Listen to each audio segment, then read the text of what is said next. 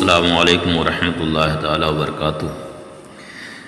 عزیز طلباء، امید ہے کہ آج بھی آپ لوگ آن لائن ہم سے جڑے ہوں گے۔ آج کا وسامی کا درس ملاحظہ فرمائیں۔ بسم اللہ الرحمن الرحیم۔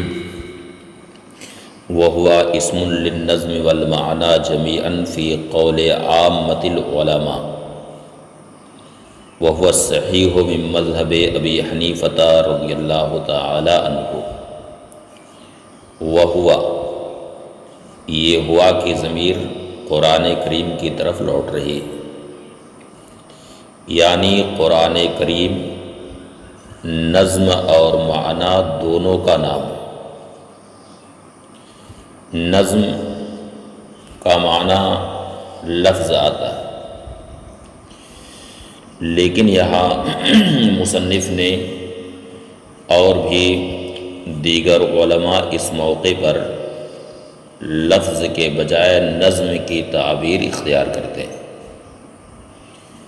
یہ آپ لوگ جانتے ہیں کہ اس میں حسن ادب کی رعایت ہے۔ اصل میں لفظہ یلفظو کا معنی آتا ہے پھینکنا، تو اس میں سوء ادب کا وہم ہوتا ہے، اس لیے اس سے بچنے کے لیے علماء اس موقع پر نظم کی تعبیر استعمال کرتے ہیں۔ نظم کا معنی اصل میں ہے جمع اللؤلؤ فی السلک، یعنی موتیوں کو لڑی میں پرونا۔ تو اس کا ایک خوبصورت سا معنی ہے۔ اس بنیاد پر حسن ادب کی رعایت کرتے ہوئے اس موقع پر علماء نظم کی تعبیر استعمال کرتے ہیں، یعنی قرآن کریم نظم اور معنی دونوں کا نام ہے۔ یعنی ایسا نہیں کہ قرآن کریم صرف معنی کا نام ہو، نظم کا نام نہ ہو، اور ایسا بھی نہیں کہ صرف نظم کا نام ہو اور معنی کا نام نہ ہو، بلکہ قرآن کریم نظم اور معنی دونوں کا نام ہے۔ جو نظم ہے وہ بھی قرآن کریم ہے، اور نظم قرآنی جس معنی پر دلالت کرتا ہے وہ معنی بھی قرآن کریم ہے۔ یہی وجہ ہے کہ جس طرح نظم قرآنی کو جنبی اور حائض کے لیے چھونا ناجائز و حرام ہے، اسی طرح سے نظم قرآنی کا جو معنی اور ترجمہ ہے، خواہ اردو زبان میں ہو یا فارسی زبان میں ہو، اس کا بھی چھونا جنبی اور حائض اور محدث کے لیے ناجائز و حرام ہے۔ اور آپ دیکھتے ہیں کہ احکام شرع میں اس کے اثرات بھی ظاہر و باہر ہیں۔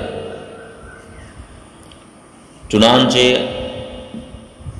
اگر کسی شخص نے آیت سجدہ سنی تو آیت سجدہ سننے کے بعد سجدہ تلاوت کرنا اس پر واجب ہو جایا کرتا ہے۔ اسی طرح سے اگر کسی شخص نے آیت سجدہ کا معنی سنا، اس کا ترجمہ سنا، اور جس زبان میں سنا ہے اس زبان کو وہ سمجھتا ہے، تو اس صورت میں بھی سجدہ تلاوت اس کے اوپر واجب ہو جایا کرتا ہے۔ چنانچہ فتاوی رضویہ میں ایک منظوم سوال ہے اس تعلق سے، جس کا جواب اعلیٰ حضرت نے منظومی شکل میں دیا ہے۔ سائل نے منظوم شکل میں یہ سوال کیا: عالمان شرع سے ہے اس طرح میرا سوال، دیں جواب اس کا برائے حق مجھے وہ خوش خصال، گر کسی نے ترجمہ سجدہ آیت کا پڑھا تب بھی سجدہ کرنا کیا اس شخص پر واجب ہوا؟ اس کا جواب اعلیٰ حضرت نے بشکل منظوم ہی دیا ہے۔ فرمایا ترجمہ بھی اصل یہاں ہے وجہ سجدہ بالیقین، فرق یہ ہے فہم معنی اس میں شرط اس میں نہیں۔ آیت سجدہ سنی جانا کی ہے سجدہ کی جا، اب زباں سمجھے نہ سمجھے سجدہ واجب ہو گیا۔ ترجمہ میں اس زباں کا جاننا بھی چاہیے، نظم و معنی دو ہیں ان میں ایک تو باقی رہے، تاکہ من وجہن تو صادق ہو سنا قرآن کو، ورنہ ایک موج ہوا تھی چھو گئی جو کان کو۔ ہے یہی مذہب بھی یفتہ علیہ الاعتماد، شامی از فیض و نہر واللہ عالم بالرشاد۔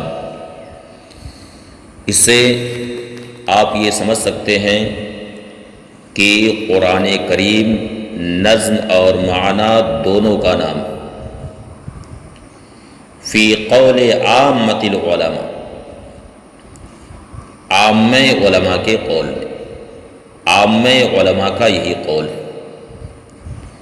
وہو صحیح من مذہب ابی حنیفہ رضی اللہ تعالی عنہ، اور یہی امام ابو حنیفہ رضی اللہ تعالی عنہ کا مذہب صحیح ہے۔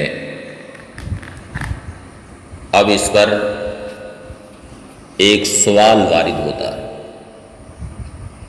سوال یہ ہے کہ اگر امام ابو حنیفہ رحمۃ اللہ تعالی علیہ کا مذہب یہی ہے کہ قرآن کریم نظم اور معنی دونوں کا نام ہے، پھر کیا وجہ ہے کہ امام ابو حنیفہ رحمۃ اللہ تعالی علیہ نے عربی زبان میں قرأت پر قدرت کے باوجود فارسی زبان میں قرأت کرنا جائز قرار دیا؟ اس کا مطلب یہ ہوا کہ امام ابو حنیفہ رحمۃ اللہ تعالی علیہ نے صرف جانب معنی کی رعایت کی ہے، ورنہ اگر وہ جانب نظم کی بھی رعایت کرتے تو فارسی زبان میں وہ قرأت کرنا جائز نہ قرار دیتے، مگر انہوں نے فارسی زبان میں قرأت کو جائز قرار دیا۔ اس کا مطلب یہ ہے کہ انہوں نے صرف جانب معنی کی رعایت کی۔ اس کا جواب مصنف نے اور دیگر علماء نے یہ دیا ہے کہ امام ابو حنیفہ رحمۃ اللہ تعالی علیہ کا بھی مذہب صحیح یہی ہے کہ قرآن کریم نظم اور معنی دونوں کا نام ہے، لیکن خاص جواز نماز کے حق میں انہوں نے نظم کو رکن لازم قرار نہیں دیا۔ اصل میں رکن دو طرح کے ہوتے ہیں، ایک تو وہ رکن ہوتا ہے جو رکن لازم ہوتا ہے، جس میں کسی بھی طور سے سقوط کا احتمال نہیں ہوتا۔ دوسرا وہ رکن ہوتا ہے جو سقوط کا احتمال رکھتا ہے، اس میں ساقط ہونے کا احتمال رہتا ہے، اسے رکن غیر لازم کہا جاتا ہے۔ تو امام ابو حنیفہ رحمۃ اللہ تعالی علیہ نے خاص جواز نماز کے حق میں نظم کو رکن لازم قرار نہیں دیا۔ اس کی بہت ساری مثالیں ہیں کہ جو ارکان لازم نہیں ہوا کرتے ہیں، بعض حالات میں وہ ارکان ساقط ہو جایا کرتے ہیں، جس کی بہت ساری مثالیں اور نظائر و امثال کتب فقہ میں مذکور ہیں۔ تو تو یہاں پر بھی امام ابو حنیفہ رحمۃ اللہ تعالی علیہ نے خاص جواز نماز کے حق میں اسے رکن لازم قرار نہیں دیا، لہذا اس سے یہ نہیں سمجھنا چاہیے کہ امام ابو حنیفہ رحمۃ اللہ تعالی علیہ نے صرف جانب معنی کی رعایت کی، بلکہ انہوں نے بھی نظم اور معنی دونوں کی رعایت کی ہے۔ ان کا بھی مذہب وہی ہے کہ قرآن کریم نظم اور معنی دونوں کا نام ہے۔ وَأَقْسَامُ النَّظْمِ وَالْمَعْنَى فِيمَا يَرْجِعُ إِلَى مَعْرِفَةِ أَحْكَامِ الشَّرْعِ۔ اب یہاں سے تقسیمات کی گفتگو شروع ہو رہی ہے، یعنی قرآن کریم کا نظم اور معنی، اس کے اقسام۔ اقسام سے مراد یہاں تقسیمات، یعنی نظم اور معنی کی وہ تقسیمات فیما یرجع الی معرفت احکام الشرع، یعنی احکام شرع کی معرفت کی طرف جو راجع ہے، اس اعتبار سے نظم اور معنی کی تقسیمات۔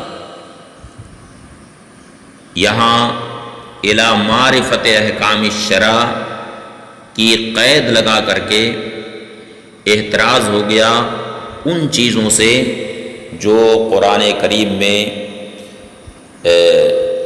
مواعظ ہیں اور امثال ہیں، ان سب چیزوں سے احتراز ہو گیا، اس لیے کہ مقصود یہاں پر احکام شرع کی معرفت کے اصول جاننا ہے۔ اس لیے یہاں گفتگو اسی لحاظ سے ہوگی کہ جو احکام شرع کی معرفت کی طرف راجع،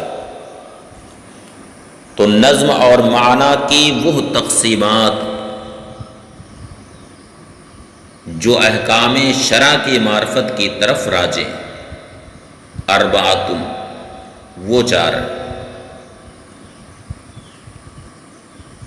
پہلی تقسیم الاول فی وجوہ